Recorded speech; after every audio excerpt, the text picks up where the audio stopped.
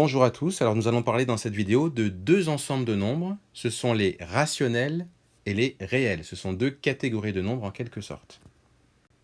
Alors on avait déjà parlé dans une vidéo précédente des nombres entiers naturels, des entiers relatifs et des nombres décimaux, donc il est bien de voir cette vidéo-là avant celle que vous êtes en train de regarder actuellement. Alors qu'est-ce qu'un entier rationnel? Eh bien un entier rationnel, ou l'ensemble des entiers rationnels, on les écrit avec cette lettre Q, avec une petite barre, vous voyez, il faut bien l'écrire celle-ci. Alors, que sont ces nombres? Eh bien, en fait, c'est beaucoup de nombres que vous connaissez déjà. C'est-à-dire que bien, tous les entiers naturels, ce sont des entiers rationnels, tous les entiers relatifs aussi, les décimaux aussi. Pour être plus précis, un entier rationnel, un nombre rationnel, c'est un nombre qui peut s'écrire sous la forme A sur B, avec A et B des nombres entiers relatifs. Alors B doit être différent de 0, puisqu'on ne peut pas diviser par 0. Mais tous les nombres qui peuvent s'écrire de cette manière-là, ce sont des nombres rationnels. Prenons quelques exemples. Alors le nombre 6, est-ce que c'est un nombre rationnel? Bien regardez, 6, on peut l'écrire sous la forme 60 sur 10. On peut aussi l'écrire 12 sur 2. Vous voyez, on peut l'écrire sous la forme d'une fraction dont le numérateur et le dénominateur sont des nombres entiers relatifs. Donc, on peut dire que 6, c'est un nombre rationnel. Et en fait, pour être plus général, tous les nombres rationnels sont tous les nombres entiers, ce sont des nombres rationnels. Prenons un autre exemple. Moins 5,125. On peut l'écrire par exemple si on veut l'écrire sous la forme d'une fraction, puisque c'est ça l'idée, de voir s'il peut s'écrire de cette manière-là. Donc c'est moins 5125 divisé par 1000. Et vous voyez qu'on a ici une fraction dont le numérateur et le dénominateur, ce sont des nombres entiers relatifs. Donc ça correspond bien à la définition. Un nombre rationnel, c'est un nombre qui peut s'écrire sous la forme d'une fraction de deux entiers relatifs. Donc ce nombre-là, c'est un nombre rationnel. Et pour être plus général encore, tous les nombres décimaux, puisque ça c'est un nombre décimal, tous les nombres décimaux sont aussi des nombres rationnels.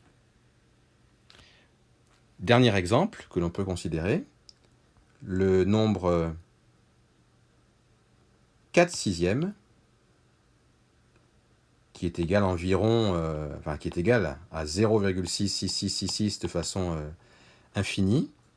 Eh bien, ce nombre-là, qui n'est pas un nombre décimal parce que sa partie décimale n'est pas finie, par contre, c'est un nombre rationnel. Il peut s'écrire sous la forme d'une fraction dont les numérateurs donc et dénominateurs sont des nombres entiers relatifs. Donc voilà pour les entiers rationnels, pas pour les entiers rationnels, pour les nombres rationnels. Alors juste un petit détail qui a son importance en lien avec les nombres rationnels. Pourquoi on les appelle comme ça en fait? Bien, un nombre rationnel, comme par exemple, on a dit tout à l'heure 4 sur 6, qui était égal à 0,666 de façon avec une infinité de 6, vous remarquez que sa partie décimale, elle est assez rationnelle, où il y a une certaine logique, c'est-à-dire qu'il y a tout le temps les mêmes nombres, il y a tout le temps 6. Vous pouvez avoir aussi on peut prendre un autre exemple de nombre, 127 sur 7. Alors quand on prend la calculatrice, on obtient 18,K1,4,2,8,5,7, 1,4,2,8,5,7, 1,4,2,8,5,7, et vous avez compris l'idée, c'est que vous avez comme une période qui se répète. La même suite de nombres se répète comme ça à l'infini. Donc il y a une certaine logique, une certaine rationalité dans ces nombres-là que l'on peut écrire sous la forme d'une fraction de deux entiers relatifs. Donc c'est pour ça qu'on les appelle les rationnels. Les rationnels, ce sont donc des nombres dont la partie décimale a une certaine... il y a une partie de cette partie décimale qui se répète comme ça à l'infini. Et donc, c'est comme ça aussi que vous pouvez reconnaître un nombre rationnel. Et justement, ça va nous permettre d'introduire les nombres réels, parce que les nombres réels, ils contiennent en fait tous les nombres qui sont rationnels, mais avec tous ceux qui ne le sont pas.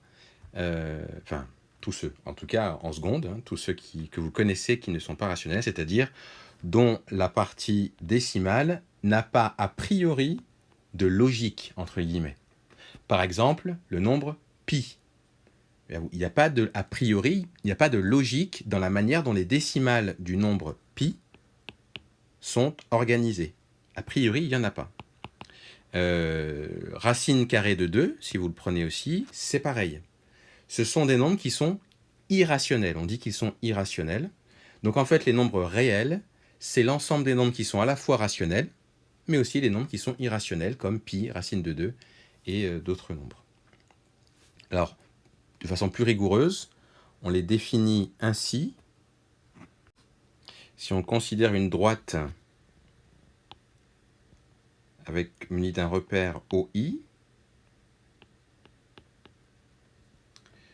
eh bien on dit que l'ensemble de tous les nombres, de tous les abscisses des points de cette droite, l'ensemble de tous les abscisses, alors je me suis arrêté à 0, mais j'aurais dû continuer.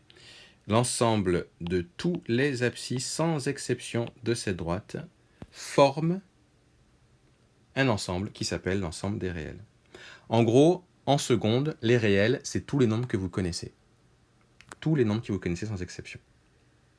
Vous verrez qu'en terminale, on parlera d'autres nombres qui ne sont pas des nombres réels, mais ça c'est pour plus tard.